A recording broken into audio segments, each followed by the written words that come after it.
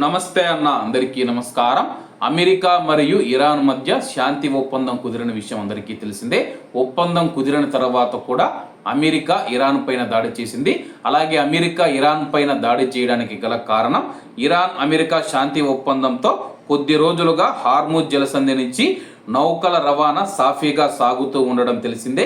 అయితే ఈ యొక్క డీల్ను బ్రేక్ చేస్తూ హార్ముజ్ను దాటుతూ ఉన్న సింగపూర్ షిప్ పైన ఇరాన్ దాడి చేసినట్లు వాల్ స్ట్రీట్ జర్నల్ తెలిపింది.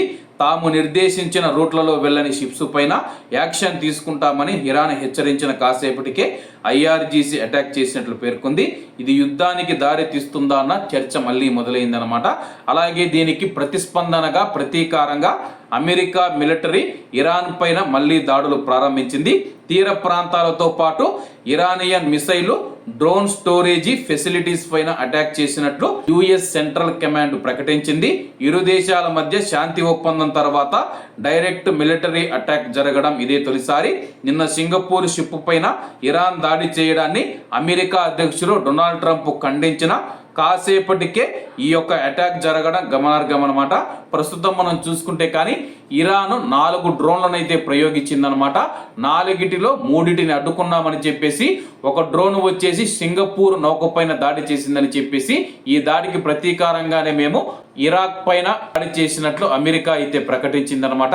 ప్రస్తుతం ఈ యొక్క యుద్ధం మళ్ళీ తిరిగి ప్రారంభమవుతూ ఉందా?